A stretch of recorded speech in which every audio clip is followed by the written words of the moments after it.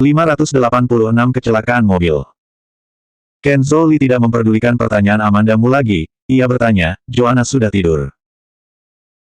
Tujuannya mengubah topik pembicaraan sangat jelas bahwa dia tidak ingin menjelaskan terlalu banyak padanya.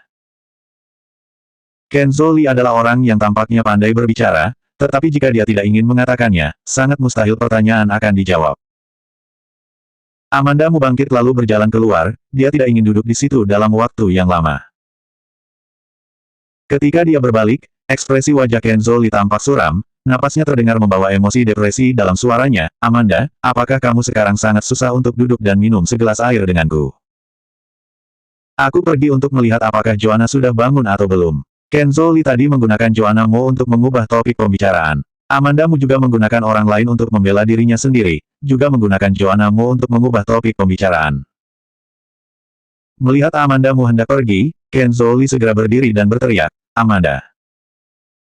Ada sedikit kemarahan dalam suaranya.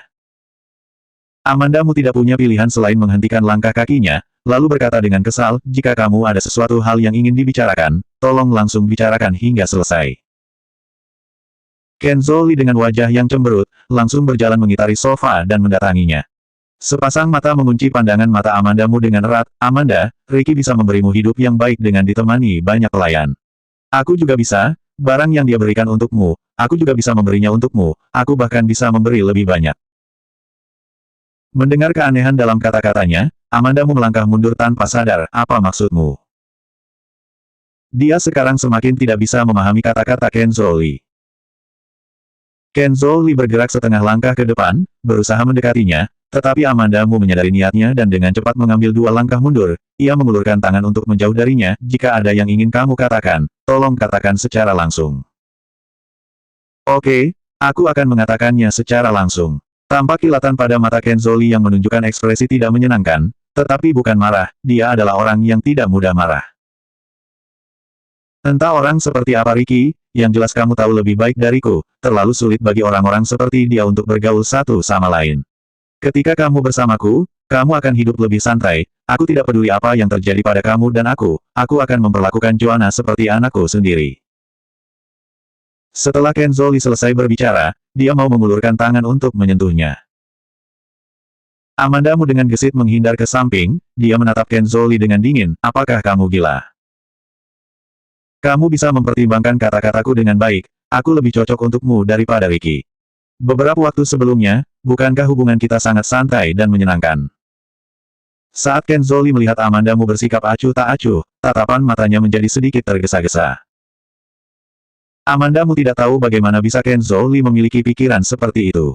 Dia pikir pernyataan Kenzo Lee itu konyol, apakah sekarang kata-katamu sudah selesai? Apakah aku boleh pergi? Kenzo Lee di depan matanya saat ini begitu jauh berbeda dari Kenzo Lee yang Amanda Mu kenal. Amanda Mu bahkan rela percaya bahwa dia hanyalah Kerwin Lee, bukan Kenzo Lee. Tapi kenyataannya seperti ini, dia adalah Kenzo Lee, meskipun memiliki wajah yang sama, karakter pada dirinya tidak bisa menipu orang. Amanda Mu melewatinya, tetapi ketika dia berjalan melewatinya, Kenzo Lee menangkap pergelangan tangannya.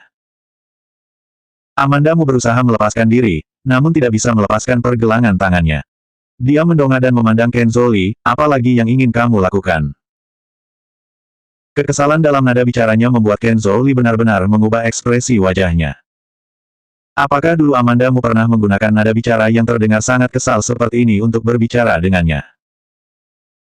Kenzo Lee menekuk bibirnya dan tertawa pelan, tapi itu jelas bukan tawa bahagia.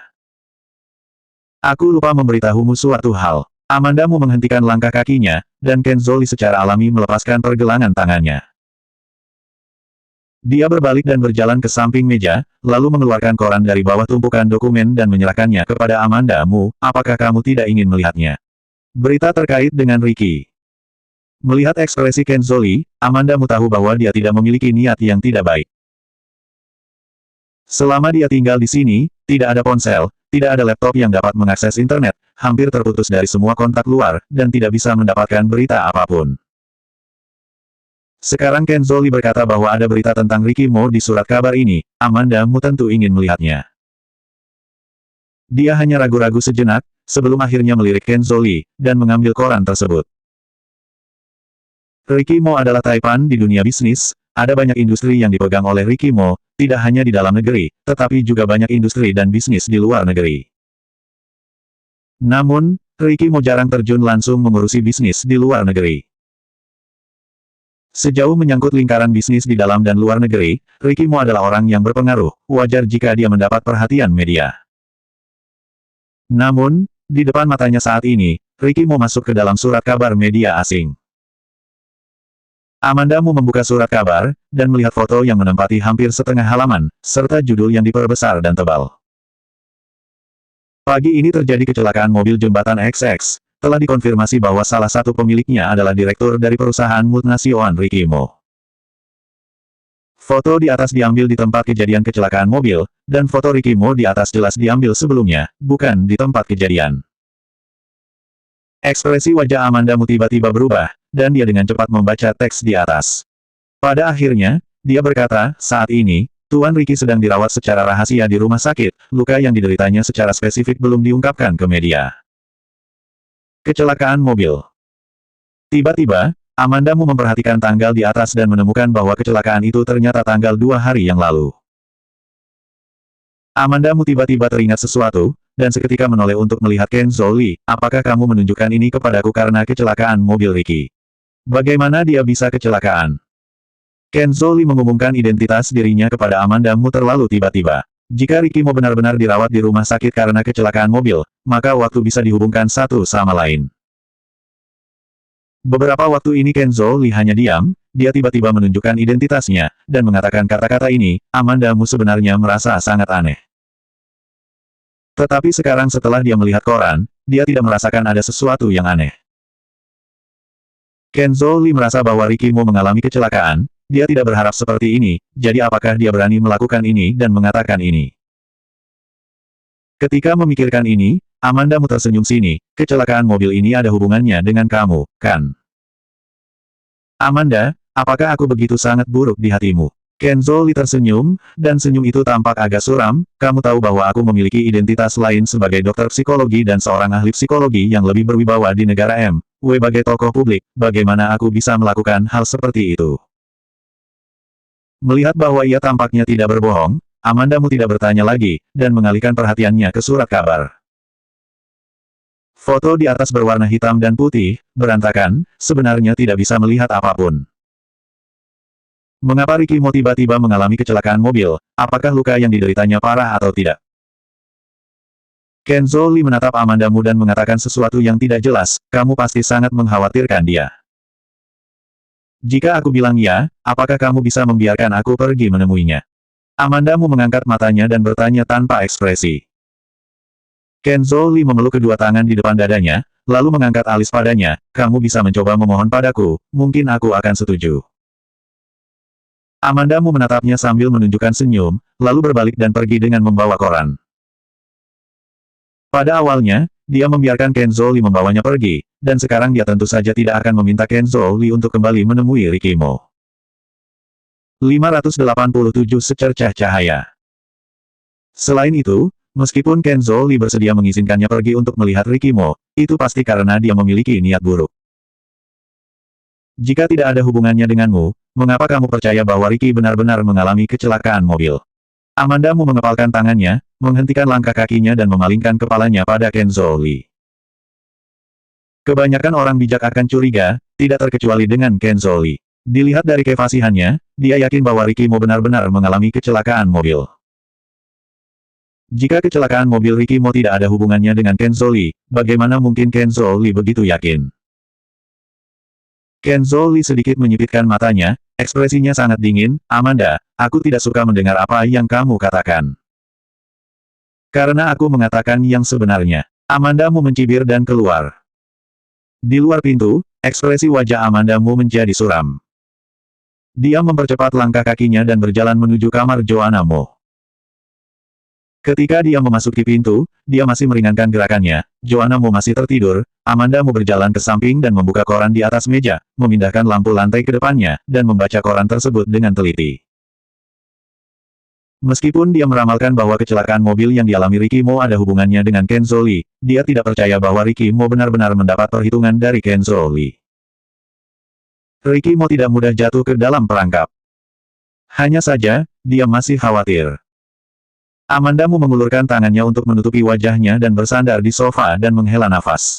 Ia agak cemas dan bertanya-tanya dalam hati apakah Ricky Mo mengalami kecelakaan mobil. Tapi, setelah banyak tebakan di dalam hatinya, dia sendiri juga tidak bisa melihat Ricky Mo, dan dia tidak bisa melihat orang lain sehingga tak ada gunanya ia menebak. Amandamu mendongak dan memandang Joanna Mo di tempat tidur untuk sementara waktu. Jika dia di sini sendirian, dia tidak perlu terlalu khawatir.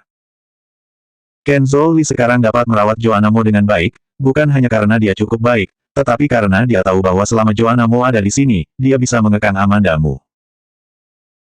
Karena alasan dasarnya adalah untuk mengekang Amandamu, tentu saja dia bersedia memperlakukan Joanna Mo dengan lebih baik. Sepanjang hari, Amandamu merasa sedikit gelisah.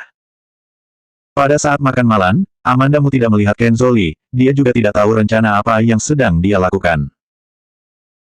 Setelah makan malam, Kenzo Lee kembali. Amandamu menggendong Joanna Mo dan bertemu Kenzo Lee di tangga. Kenzo Lee hanya memandang Amandamu, lalu tersenyum dan mengulurkan tangan pada Joanna Mo. Joanna, paman gendong sebentar. Joanna Mo mengerjapkan matanya dan mengulurkan tangan pada Kenzo Lee. Kenzo Lee membawa sebuah kotak kecil yang indah untuk Joanna Mo, lihat, suka atau tidak. Kotak itu dipenuhi dengan coklat. Joanna Mo mengangguk, terima kasih, Paman Lee. Pergilah bermain, Paman Lee ada sesuatu yang harus dikerjakan, sampai ketemu lagi. Kenzo Lee meletakkan Joanna Mo di tanah dan melambaikan tangan padanya. Joanna Mo melambaikan tangannya tanpa mengeluarkan suara, dia tampak sangat pendiam, tidak sama dengan keceriaan yang biasa ia tunjukkan. Ketika Kenzo Lee pergi, Joanna Mo menarik pakaian Amandamu dan menyerahkan kotak kecil yang berisi coklat itu kepada Amandamu. Amandamu berjongkok dan berbicara dengan Joanna Mo, ada apa? Kamu tidak mau makan? Bukan, Joanna Mo menggelengkan kepalanya, ia tampak malu. Joanna Mo tiba-tiba bersandar ke telinga Amandamu, menurunkan volume suaranya dan bertanya dengan sangat pelan, apakah hari ini Papa tidak datang lagi? Setelah selesai berbicara, dia berdiri tegak, memperhatikan Amandamu, menunggu Amandamu untuk memberikan jawaban. Amandamu seketika diam, Joanna Mo benar-benar merindukan Ricky Mo. Joanna Mo sudah sangat besar, harusnya ini adalah pertama kalinya dia berpisah dengan Ricky Mo pergi begitu lama, atau mungkin Joanna Mo merasakan sesuatu. Perasaan sensitif anak-anak terkadang tidak dapat dibayangkan oleh orang dewasa. Hubungan Amandamu dan Kenzo Lee sangat tegang selama beberapa hari ini, dan Joanna Mo mungkin merasakan ini dengan samar. Dia mungkin tidak mengerti tentang apa ini dan bagaimana perasaannya, tetapi dia akan merasa tidak senang dan panik. Dan bagaimana Amandamu mengatakannya kepada Joanna Mo? Apakah dia harus memberitahu Joanna Mo bahwa Ricky Mo mungkin mengalami kecelakaan mobil? Apakah dia harus memberitahu Joanna Mo bahwa Paman Lee yang membeli permen dan tersenyum padanya adalah orang jahat? Dulu, ketika Amandamu tinggal di rumah keluarga Mo, dia pernah berpikir bahwa jika nanti dia sudah punya anak, dia pasti akan memberi anaknya sesuatu hal terbaik di dunia, dan memastikan bahwa anaknya hidup lebih baik daripada orang lain. Amandamu merasa seperti ada seonggok kapas yang dimasukkan ke tenggorokannya, yang tersumbat hingga merasa tidak nyaman, sangat tersumbat, hingga membuat matanya berkaca-kaca. Joanna Mo masih menatapnya, menunggunya untuk memberikan jawaban. Dia adalah ibu Joanna Mo sangat mempercayainya. Dia tidak bisa berbohong kepada Joanna Mo, tapi dia tidak tega untuk mengatakan yang sebenarnya. Amandamu menundukkan pandangan matanya dan menekan emosinya. Dia mengambil kotak kecil yang diberikan Joanna Mo dan memaksa dirinya untuk berkata sambil tersenyum, coklat ini sangat cantik, pasti rasanya sangat lezat. Apakah aku boleh mencobanya? Perhatian anak itu dengan mudah dialihkan dalam waktu singkat. Ketika dia menatap coklat, matanya yang gelap berbinar, menunjukkan wajah penuh penantian, kalau begitu, silahkan Mama coba. Sikap kecil yang murah hati ini sangat menyedihkan. Amandamu menggigit bibirnya dengan erat dan tersenyum dan berkata, oke, kalau begitu aku akan mencobanya. Dia memecahkannya sedikit dan memasukkannya ke dalam mulutnya. Joanna Mo dengan cepat bertanya dengan penuh perhatian, Mama, apakah rasanya manis? Apakah rasanya lezat? Bukankah kamu akan tahu jika kamu memakannya sedikit? Amandamu menyerahkan kotak itu padanya. Joanna Mo mengambil sepotong coklat dari kotak itu, menggigit kecil, dan menghancurkan coklat itu di dalam mulutnya, manis sekali. Amanda Mu mengikutinya berkata, ya, ini sangat manis. Banyak orang mengatakan, makan makanan manis di kala sedih akan membuat perasaan menjadi lebih baik. Amanda Mu merasa bahwa kalimat ini beralasan, dan dia tampak tidak begitu sedih sekarang. Ketika keduanya naik ke atas, sepotong kecil coklat di tangan Joanna Mo baru saja selesai makan. Amanda Mu membawa Joanna Mo ke kamar mandi. Dia pertama-tama memandikan Joanna Mo, mengenakan piyamanya dan menggendongnya kembali ke tempat tidur, lalu pergi sendirian ke kamar mandi. Dia takut bahwa Joanna Mo akan mencarinya, jadi dia tidak menutup pintu kamar mandi. Amanda Mu membuka keran air, dan sedikit melamun. Di kamar tidur, Joanna Mo memeluk boneka kain sambil duduk di tempat tidur, menunggu Amanda Mu keluar. Tiba-tiba, ada gerakan di jendela. Tuk-tuk. Joanna Mo mendengar suara itu dengan penasaran dan melihat ke arah jendela. Mesin penghangat dinyalakan di kamar tersebut, pintu dan jendela ditutup, dan Joanna Mo hanya bisa melihat tirai. Tirai itu tampak tenang dan tidak ada gerakan. Joanna Mo menatap tirai itu sejenak, lalu mengambil kembali pandangan matanya dan lanjut menunggu Amanda Mu keluar. Saat ini, ada gerakan lagi di jendela. Tuk-tuk. Kali ini terdengar beberapa kali. Anak kecil memiliki pendengaran yang baik dan mereka mendengarnya dengan sangat baik. Mata Joanna Mo melebar dan dia melihat ke sana dengan rasa penasaran, lalu dia langsung merangkak keluar dari selimut dan meluncur turun dari tempat tidur, kemudian berlari ke arah jendela. Jendela di luar kamar Joanna Mo adalah rimbun pepohonan, ketika dia membuka tirai, dia hanya melihat kegelapan di luar. Tapi dengan segera, secercah cahaya muncul di luar jendela. 588 menyentuh tubuhnya. Lokasi cahaya berada di sudut kiri bawah jendela, ada sedikit cahaya di sana, sangat redup, tetapi Joanna Mo melihatnya dengan sangat jelas. Apa itu? Joanna Mo berjinjit dan seketika memalingkan muka karena terkejut. Tiba-tiba, sebuah tangan muncul dari sudut kiri bawah jendela. Di usia saat ini, Joanna Mo sangat ingin tahu tentang segala hal, bukan saja dia tidak merasa takut, tetapi dia juga memandang tangan itu dengan penuh rasa penasaran. Di sudut kiri bawah muncul sebuah tangan, lalu lengan, lalu kepala, bahu yang lebar. Ketika wajah pria itu muncul, mata Joanna Mo seketika menyala. Ketika dia ingin berteriak karena merasa senang, orang di luar jendela itu memberi isyarat diam ke arahnya. Joanna Mo sangat patuh dan tidak membuat suara, kedua tangannya diperas menjadi kepalan kecil, lalu dia diangkat tak berdaya di depannya, berteriak dengan sangat pelan, "Papa." Kedap suara pada jendela sangat bagus, dia memanggilnya dengan suara pelan, Ricky Mo di luar jendela tidak mendengar suaranya. Tapi dia bisa melihat bentuk mulutnya dengan jelas. Hampir 1 bulan dia tidak melihat Joanna Mo.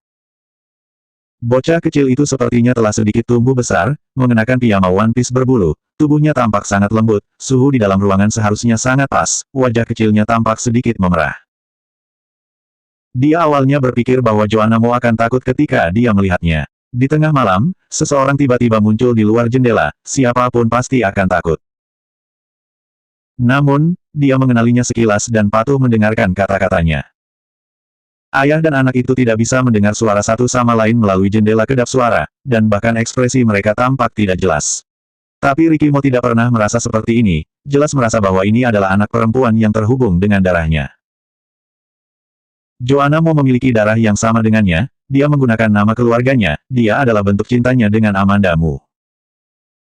Joanna Mo sangat membutuhkannya dan percaya padanya.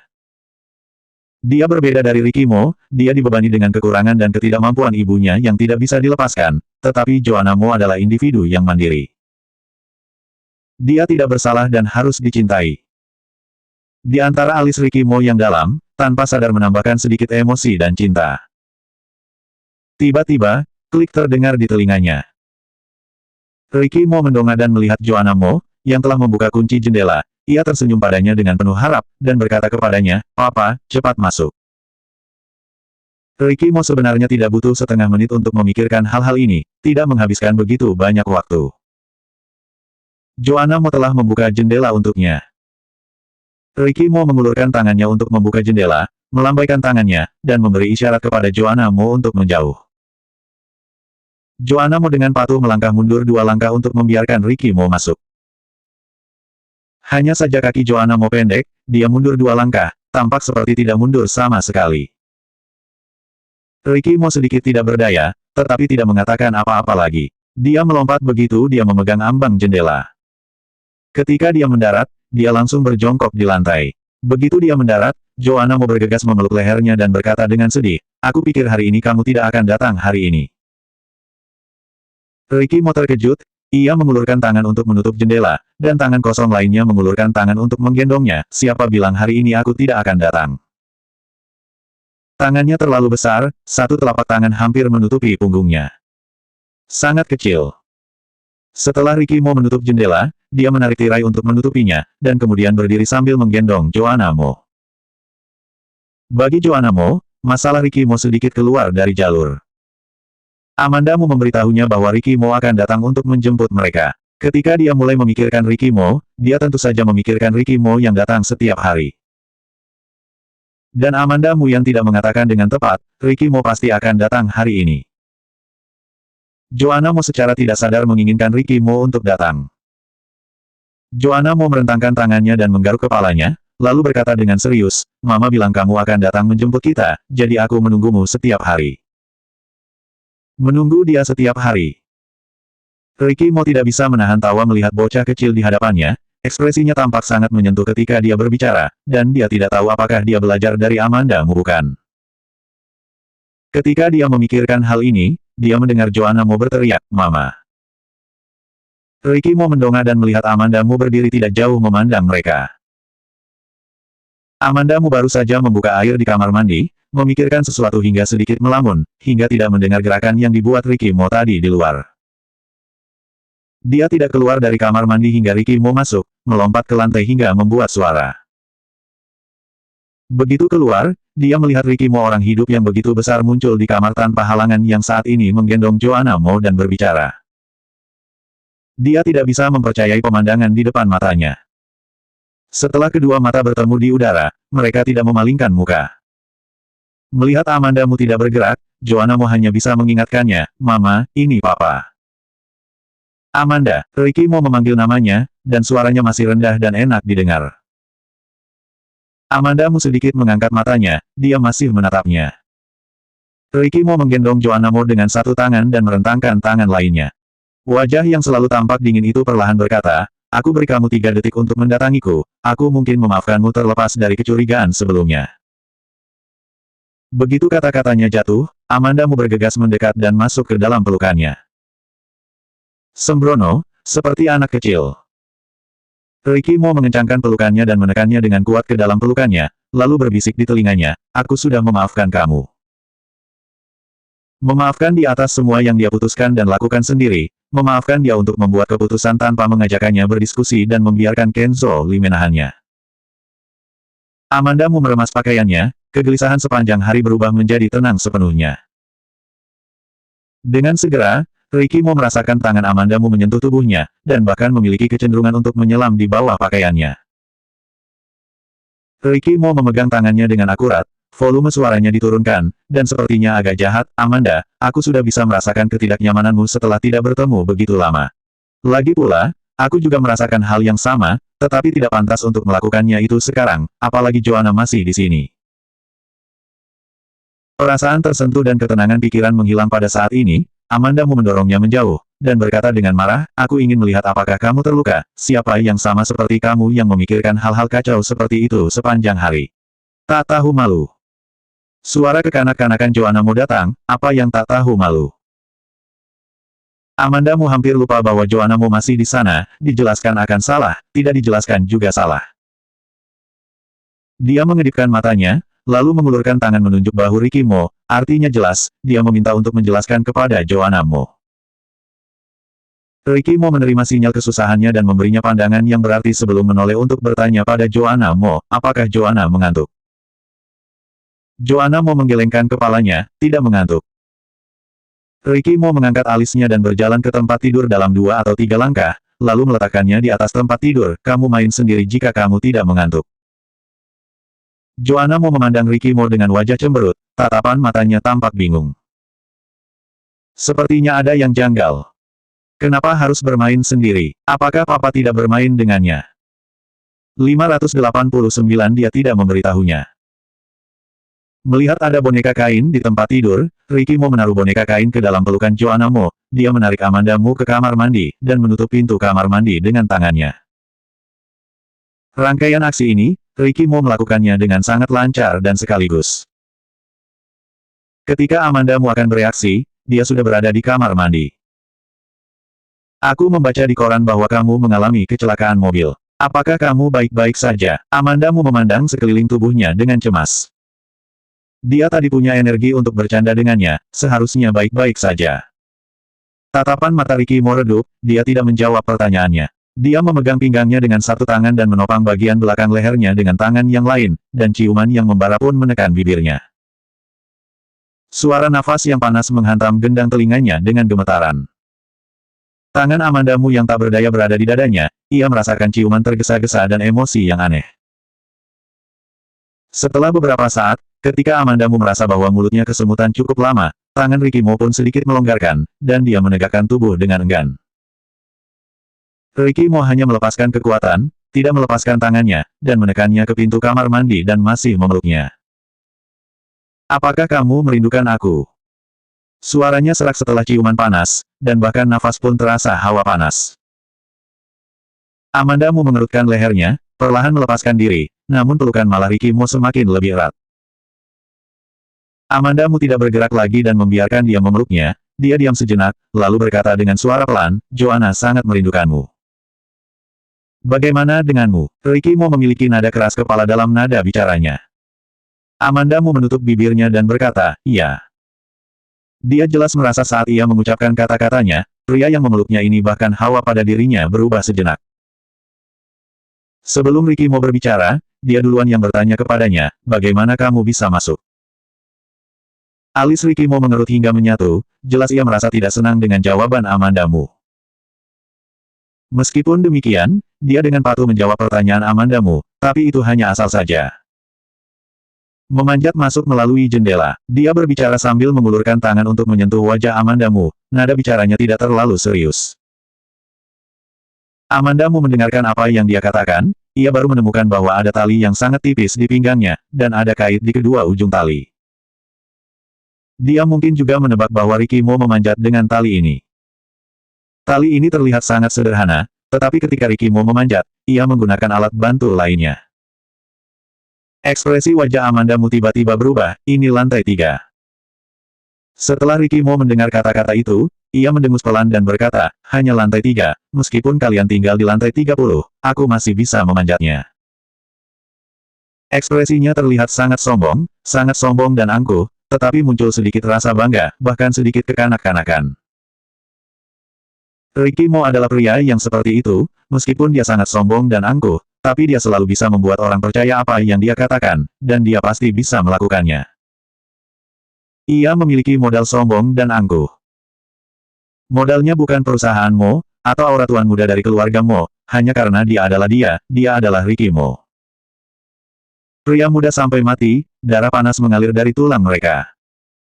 Tapi yang perlu dilakukan Amanda Mo adalah menuangkan sepanci air dingin untuk mendinginkan darahnya. Apakah darah panas semacam ini digunakan untuk memanjat? Amanda Mo tersenyum sinis, Ricky, apakah kamu merasa sangat bangga? Bagaimana jika kamu jatuh? Ricky Mo tertegun sesaat, kilatan keraguan dengan cepat melintas di matanya, apakah kamu tidak merasa tersentuh? Aku merasa tersentuh, Amanda Mo berkata dengan marah. Jika ada waktu, aku juga ingin memanjat lantai 3 untuk bertemu denganmu, apakah kamu akan merasa tersentuh? Begitu kata-kata Amanda Mo terdengar, wajah Ricky Mo seketika suram, lalu dia berkata dengan dingin, kamu berani. Amanda Mo tampak tidak merasa bersalah. Dengan ekspresi wajah yang dingin, Ricky Mo meremas dagunya dan menciumnya dengan keras. Amanda Mo merasa ciuman itu dipenuhi dengan ketidakpuasan. Dia tidak memberitahunya bahwa dia sangat tersentuh. Dia takut setelah memberitahunya, dia akan melakukannya lain kali. Ricky Mo sudah merasa cukup menciumnya, kemudian mengambil satu langkah mundur, lalu dengan seksama memandang Amanda Mo, ia melihat tubuhnya bola-balik beberapa kali, dan kemudian berkata dengan keras, apakah Kerwin tidak melakukan sesuatu hal yang buruk padamu? Dia tidak melakukan sesuatu hal yang buruk padaku. Ketika Amanda Mo selesai mengatakannya, Ia pun teringat bahwa Ricky Mo tidak tahu bahwa Kerwin Lee adalah Kenzo Lee, dan dengan cepat mengatakan kepadanya, Kerwin sebenarnya adalah Kenzo. Ketika Amanda Mu mengatakannya, ia menemukan bahwa Ricky Mo hanya terdiam, dan tidak menunjukkan sikap terkejut. Amanda Mu bertanya kepadanya, mengapa kamu tidak terkejut sama sekali? Beberapa hari terakhir ini ada beberapa informasi yang telah ditemukan, ada dugaan, tetapi belum sempat untuk memastikannya. Apa yang terjadi dengan kecelakaan mobil itu? Aku benar-benar terputus dari dunia luar semenjak tinggal di villa ini. Hari ini, Kenzo menunjukkan koran kepadaku. Aku hanya tahu tentang kecelakaan mobil, dan Kenzo mungkin terlibat dalam kecelakaan mobil itu.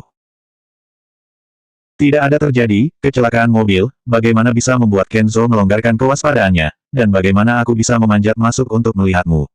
Nada bicara Ricky Mo sedikit menggoda. Amanda Mu menutup bibirnya, menatapnya, berbalik dan membuka pintu kamar mandi, dan pergi. Ricky Mo mengikuti dari belakang.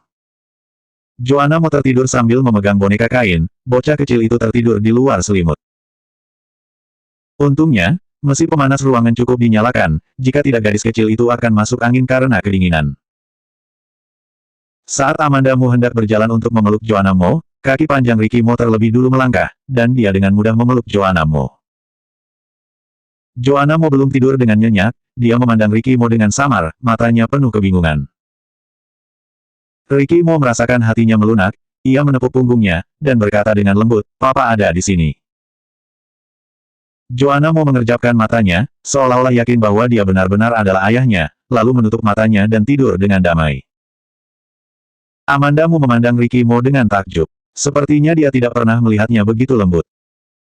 Ricky Mo menoleh dan melihat Amanda Mu masih menatapnya, dia mengingatkannya, selimut. Amanda Mu pulih dari lamunannya, ia membuka selimut dan meminta Ricky Mo memasukkan Joanna Mo ke dalam selimut.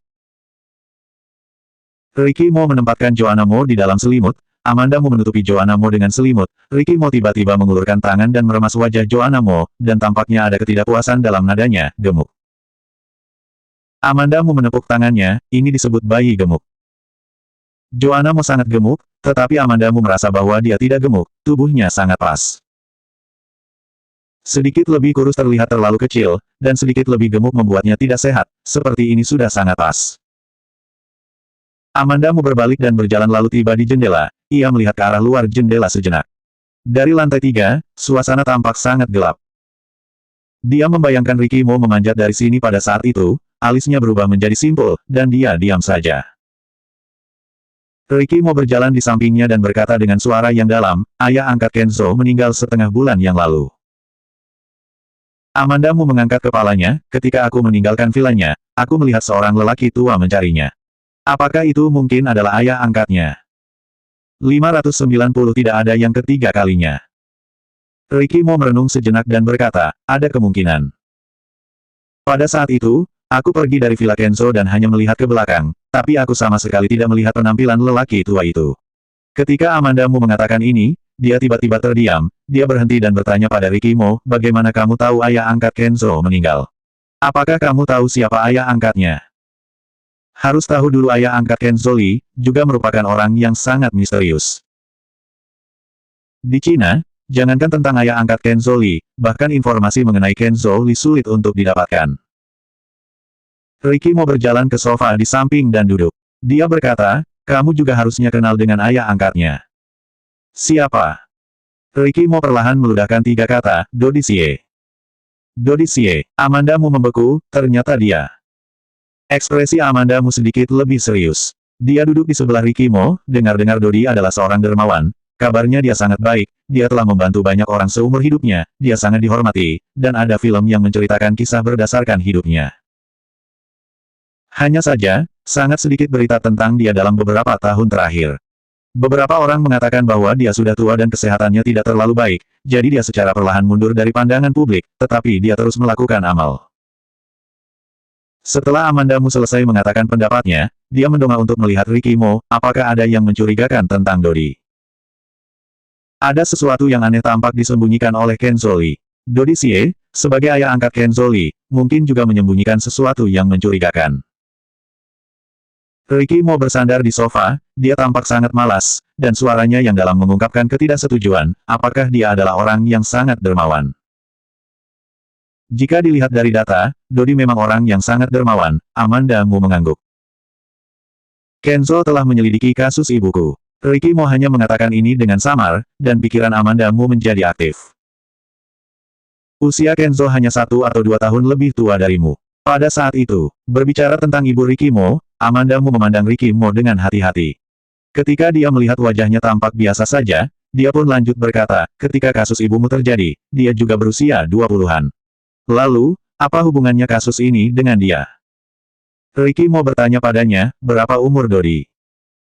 Amanda Mu berpikir sejenak dan berkata, seharusnya, sekitar 60 tahun.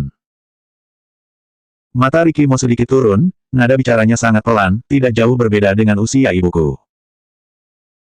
Maksudmu, Kenzo bisa mengetahui kasus tentang ibumu, mungkin karena ada hubungannya dengan Dodi. Apakah ada kemungkinan Dodi terlibat dalam masalah ini?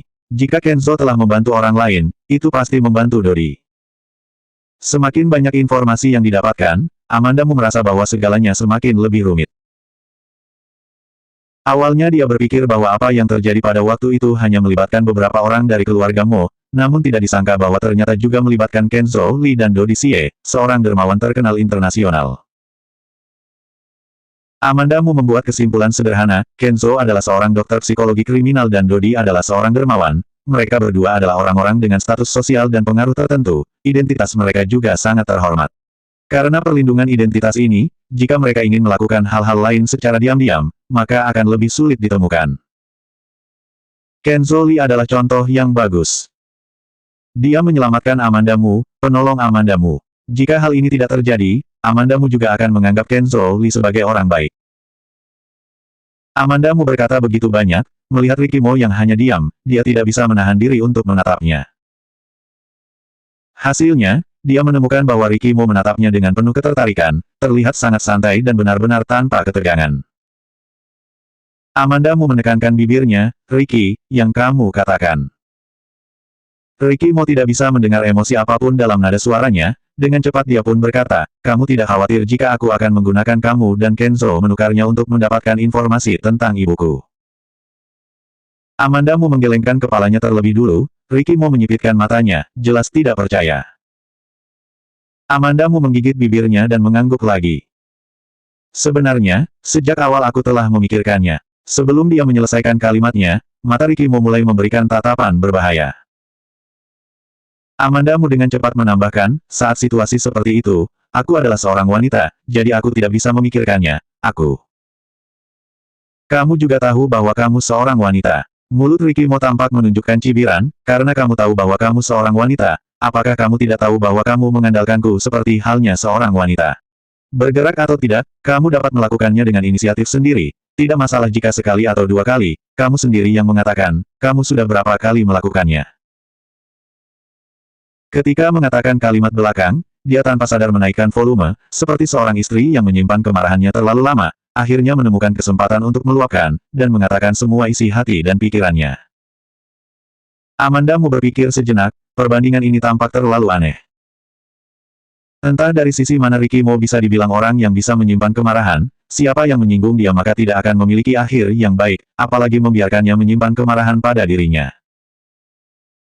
Selain itu, Amanda Mu sebelumnya bisa melakukannya dengan inisiatif sendiri, bukan karena dia tidak mengatakan apa-apa, dia hanya bisa menggunakan cara sendiri untuk menyelesaikan masalah. Begitu dia berpikir seperti ini, Amanda Mu merasa lebih percaya diri, apakah kamu menyalahkan aku? Amanda, Ricky Mo memanggil namanya dengan sangat geram. Amanda Mu menunjuk ke tempat tidur, Joanna sedang tidur, kecilkan suaramu. Ricky Mo menahan napas di tenggorokannya dan seketika menelannya kembali, sedikit menyipitkan matanya dan mengulurkan tangan untuk menekan alisnya, tidak lagi memandang Amanda Mu. Amanda Mu hanya memperhatikan warna biru gelap di bawah mata Ricky Mo. Ketika dia membuka matanya dan memandangi orang dengan tatapan mata yang dingin, dia tampak penuh dengan pesona, dan satu mata memiliki penangkal hebat, tetapi ketika dia menutup matanya, dan mata yang tajam tertutup, wajahnya yang pucat pun jelas terlihat. Ternyata akhir-akhir ini, dia tidak memiliki istirahat yang cukup. Amanda Mu menghela nafas, mengulurkan tangan untuk memeluknya, dan melembutkan nada bicaranya, kamu hanya tahu bahwa aku melakukan dengan inisiatifku sendiri, tetapi setiap kali kamu menyembunyikan sesuatu di dalam hatimu dan tidak memberitahuku, apakah kamu pernah memikirkan betapa khawatirnya aku, ketika kamu ingin mengunciku demi membatasi kebebasanku tanpa izin dariku? Apa yang kamu pikirkan? Apakah kamu memikirkan perasaanku? Ketika dia mengatakan kalimat berikutnya, dia bisa merasakan tubuh Ricky Mo yang tadi rileks seketika mengencang lagi. Amandamu mengulurkan tangan dan menepuk punggungnya beberapa kali, dengan maksud untuk menenangkan, sangat lembut. Ricky, aku bukannya ingin memberi pelajaran padamu, atau menyalahkanmu. Aku tahu lebih dari siapapun seberapa berat dan tertekannya dirimu. Amandamu menarik napas dalam-dalam, aku kasih ingat ketika aku mengandung Joanna dan saat itu vilamu terbakar. Itu adalah pertama kalinya Joanna diculik dan kamu takut aku akan menggantikannya dengan diriku, kamu juga mengunci diriku untuk yang kedua kalinya. Tidak ada yang ketiga kalinya, oke. Nanti kita akan dapat menemukan solusi yang lebih baik bersama-sama. Setidaknya cara yang ekstrim ini tidak akan digunakan lagi. Selanjutnya 591 menyembunyikan sesuatu yang mencurigakan.